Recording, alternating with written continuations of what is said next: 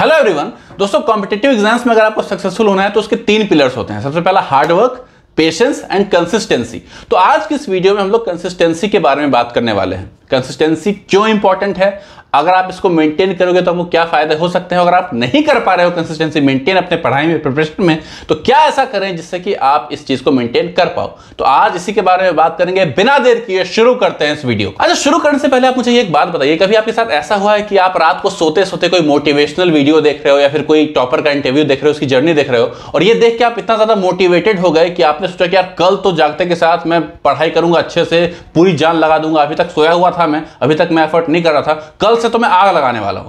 कल आप उठे, कल आपने वाकई पढ़ाई भी की, परसों भी थोड़ी पढ़ाई की, लेकिन उसके बाद फिर आपकी इंटेंसिटी, जो आग था आपके अंदर, जो जाग गया था, वो फिर शांत हो गया। ऐसा होता है आपके साथ। 90% केसेस में ऐसा होता है। शुरुआत जब हम लोग किसी चीज करते हैं तो काफी इंटेंसिटी, काफी इंथुजियाज्म के साथ करते हैं।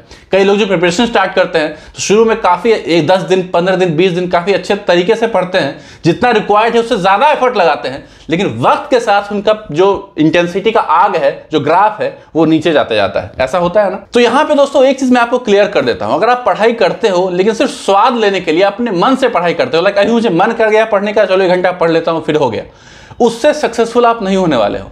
आपको जब नहीं मन करता है ना, तब भी आपको पढ़ना पड़ेगा। आपको 1 घंटे पढ़ के आपका मन उब जाता है, आप पढ़ाई छोड़ देते हो, उससे सिलेक्शन आपका नहीं होगा। आपको 3 घंटे पढ़ना पड़ेगा। 2 घंटा जो आपको बिल्कुल मन नहीं था पढ़ने का, उसमें भी जब आप पढ़ना शुरू कर दोगे तब आपका सिलेक्शन का चांस बढ़ना शुरू होता है। इसको इस एग्जांपल से समझिए कि आपको दूध उबालना है। वो दूध जो है आधे घंटे में उबल जाता है अगर उसको लगातार फ्लेम दिया जाए तो। अब इमेजिन कीजिए कि आप 10 मिनट आपने बहुत हाई फ्लेम दिया, फिर बंद कर दिया, फिर आधे घंटे बाद फिर आपने 10 मिनट हाई फ्लेम दिया, फिर आधे घंटे के लिए बंद कर दिया, फिर 10 मिनट हाई फ्लेम दिया आपने, आधे घंटे, क्या वो कभी उबल पाएगा वो दूध? नहीं।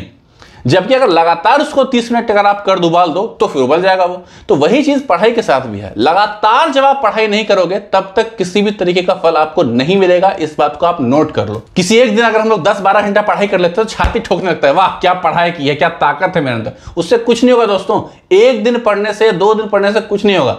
कम ही पढ़ो, ज्यादा नहीं, 10 घंटे नहीं, 4 घंटे पढ़ो, 5 घंटे पढ़ो, लेकिन लगातार 2, 3, 4, 6 महीने। बहुत सारे टॉपर्स को आप सुनते हो ना ये कहते हुए कि 3 महीने में 6 महीने तैयारी हो जाती है। आप लोग कहते हो क्या पागल जैसी बात कर रहे हैं, बुड़बक बना रहे हैं। नहीं, वो सही कह रहा है, लेकिन उसने 6 महीने में ही तैयारी की है, लेकिन 6 महीने जो कंसिस्टेंटली उसने पढ़ाई की है वो शायद आपने मैच नहीं किया, इसलिए आपका सिलेक्शन हुआ, उसका हो गया और वो टॉप भी कर गया।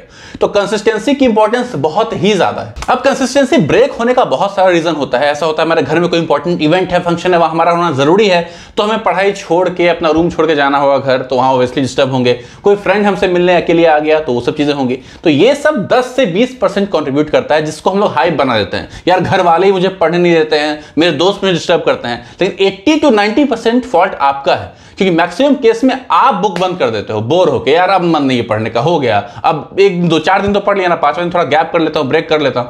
80% कन्विक्शन आप पे है, लेकिन आप खुद पे कभी ब्लेम नहीं लेते हो। अगर ब्रेक आ जाता है बीच में तो आपका कॉन्फिडेंस टूट जाता है, आपका रिदम ब्रेक हो जाता है, फिर आपको शुरू करने में बहुत दिक्कत होती है। लाइक मान लीजिए 2 महीने आपने अच्छे से पढ़ाई की, अगर आपने 10 दिन का गैप वहां पे ले लिया तो वापस आपको रिदम में आने में, वापस आपको उसी इंटेंसिटी के साथ पढ़ाई शुरू करने में, वापस वही मोमेंटम गेन करने में आपको अच्छा खासा वक्त लग जाएगा, शायद ना भी गेन कर पाओ, ये भी पॉसिबल है। अब बात करते हैं कि कंसिस्टेंसी को मेंटेन कैसे करें। तो सबसे पहले अगर आप बिगिनर हैं तो उन टॉपिक से शुरू कीजिए जिसमें आप कंफर्टेबल हैं, आपको इजी लगता है, आपको लगता है इसको मैं काफी आराम से समझ जाऊंगा।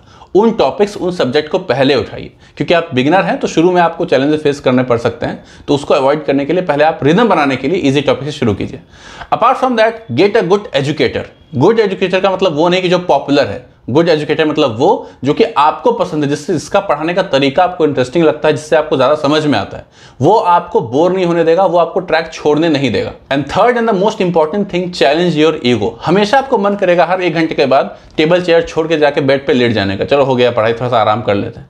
वहां पे आपको ईगो पे लेना है उस चीज को कि नहीं, बिना 3 घंटे हुए मैं उसके पहले उठूंगा ही नहीं, और वो आपसे कोई नहीं करवा सकता, ना आपका फैमिली मेंबर, ना आपका दोस्त, ना आपका एजुकेटर। और जब तक आप अपनी इनर सेल्फ की बात नहीं सुनोगे तब तक चीजें अपने आप ईगो पे नहीं लोगे, आप नहीं कंफर्ट जोन से निकलोगे अपने। और कंसिस्टेंसी मेंटेन करना, जो भी एक कंफर्ट जोन से बाहर निकलने का प्रोसेस है, वो भी आपसे होने से रहा।